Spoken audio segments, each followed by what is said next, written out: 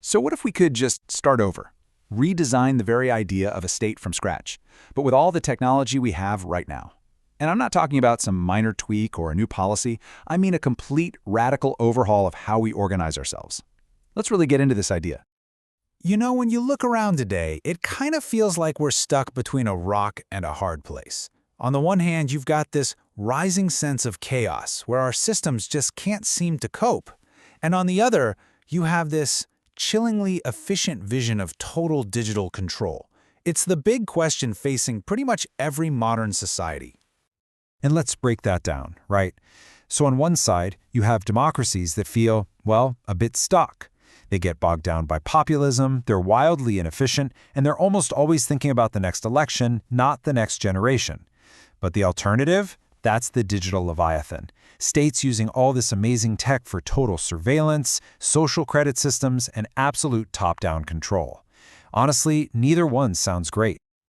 But what if there's another option? A third way? This isn't about patching up the old system. It's a complete paradigm shift that reframes what a state even is.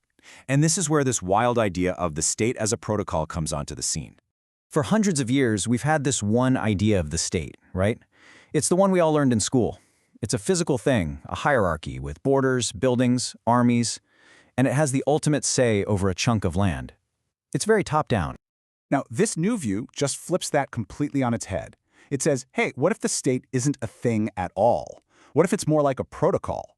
Think about the rules that run the internet. It's just a set of transparent, agreed-upon rules for how we all coordinate, running on a decentralized network that no one person owns. Exactly. So the state becomes less about who has the biggest army and more about having a shared open-source rulebook that literally anyone can look at and verify. We're talking about a shift from hardware to software, from geography to the network itself. So, what does this actually look like? Well, the whole social contract gets a massive tech upgrade. Your constitution, it's not just a piece of paper anymore. It's the Genesis block of the network, with the most important laws coded in as unchangeable smart contracts.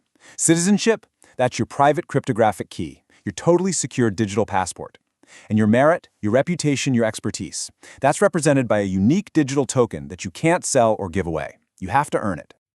Okay, I know this all sounds pretty high-level and abstract, so let's get down to the nuts and bolts. How would a system like this, what's called distributed technocratic governance, actually make any decisions? It all starts with a huge shift in where power even comes from. And this is the absolute core of the whole idea. Authority changes. Legitimacy no longer comes from the will of the people, which, let's be honest, can be messy and easily manipulated.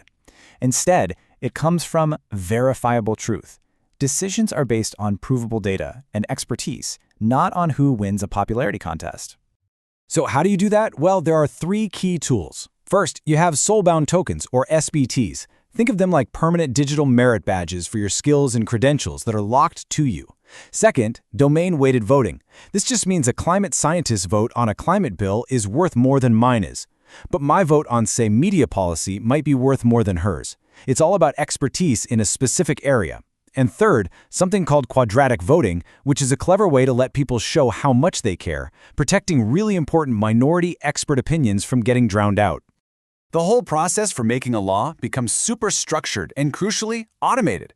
First, someone makes a proposal. Then, AIs and data networks instantly check if it's even technically possible. If it is, the right experts vote on it. And if it passes, boom, smart contracts just execute the decision automatically. You see what's gone? All the bureaucracy, the committees, the political horse trading, the delays. And here's a really cool part that makes it all work. How do you stop experts from being bullied or pressured politically? You use advanced cryptography. Zero-knowledge proofs let an expert prove they have the right credentials to vote, like, I have a PhD in epidemiology, without revealing who they actually are. So you get anonymous expertise. Decisions are based purely on the science and the data, not the politics. Okay, obviously an idea this out there is going to have some serious questions and criticisms, and it should. So let's put it to the test. Let's see how it stacks up against what we have now and tackle some of the biggest objections head on. When you lay it out like this, you can see what this distributed technocracy model is trying to do. It wants the competence of a system run by experts, but with the radical, unbreakable transparency of a public blockchain. In theory, that makes corruption through lobbying or abuse of power almost impossible. And look at the role of the citizen. You're not just a voter every few years, you're an active stakeholder in the network. But that leads us straight to the #1 criticism, and it's a big one. Okay, by giving experts more power, aren't you just swapping out one ruling class for another? A new tech-savvy elite? An aristocracy of PhDs? Well, the designers of this idea have 3 built-in defenses for that. First, the path to becoming an expert has to be open to everyone through accessible education. Second, your expertise is siloed. A world-class engineer has the exact same single vote as anyone else on healthcare policy.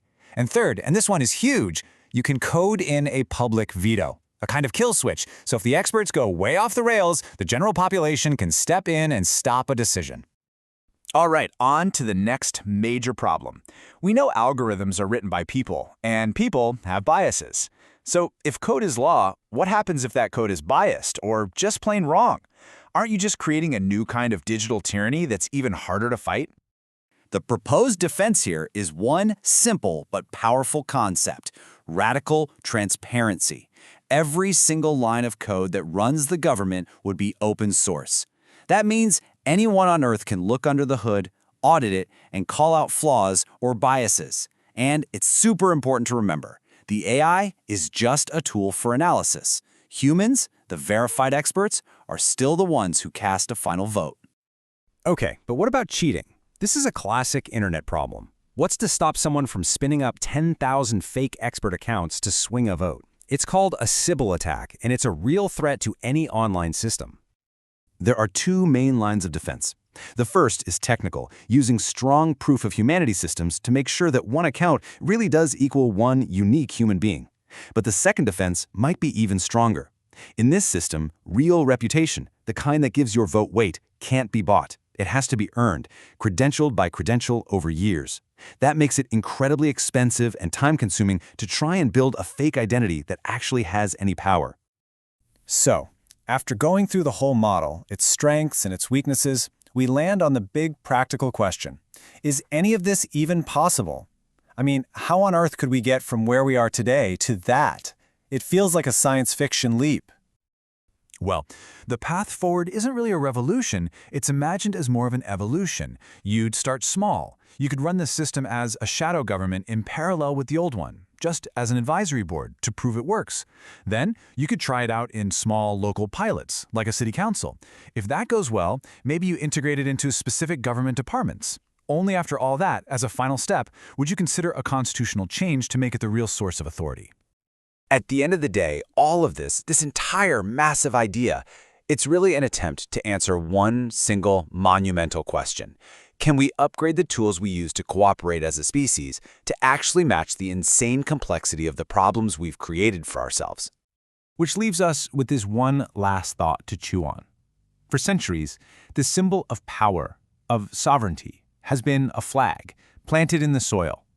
But maybe, just maybe, in the future we're heading into, the ultimate source of authority won't be a flag at all. Maybe it will be a line of open source code.